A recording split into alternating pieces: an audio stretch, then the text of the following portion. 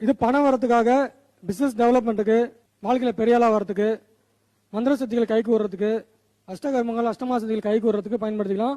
முக்கியமா பணத்துக்கு பயன்படுத்திக்கலாம். இந்த மந்திரம் சொன்னீங்கன்னா ஒரே நல்ல பணம் வரும். எந்த பூஜையும் புனஸ்காரங்கள் சித்தி பண்ணணும் 40 நாள் 90 நாள் எதுவுமே தேவையில்ல. ஒரு செப்பு தகட்டுல இல்லைன்னா கருங்கல்ல சந்தனத்தை இழைச்சி, சந்தனத்தை ஃபர்ஸ்ட் இழைச்சி, சந்தனக்கட்டை இழைச்சி அந்த சந்தனத்தை எடுத்து ஒரு முக்கோணம் வரையணும்.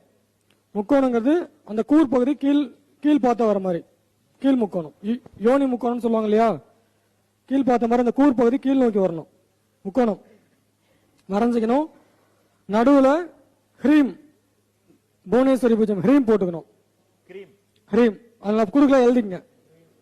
ஹ்ரீம் போட்டுக்கணும். ஹ்ரீம் இக்கு கிடையாது, ஹ்ரீம் ஹா வடமொழி. சந்தனத்தை இழைச்சிக்கிறீங்க.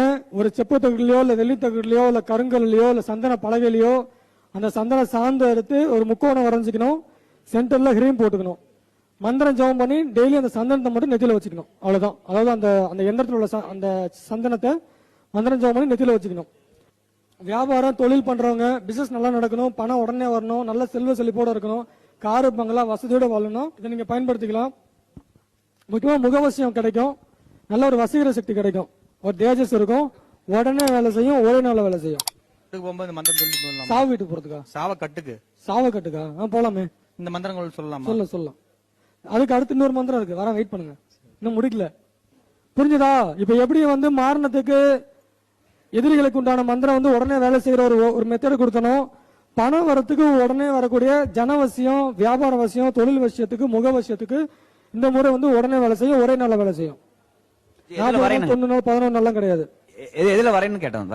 சந்தன கட்டையை கல்ல இழைச்சி அந்த சாந்து எடுத்து அந்த சாந்துல முக்கோணம் வரையணும்.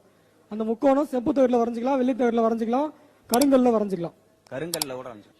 வரைஞ்சி அதுல ஹ்ரீம் போட்டு அதுல மந்திரம் ஜெபம் பண்ணி அந்த சந்தனத்தை நெத்தியிலையோ மார்பிலையோ பூசிட்டு போனா போதும், எல்லா வேலையும் நடக்கும். புரிஞ்சா?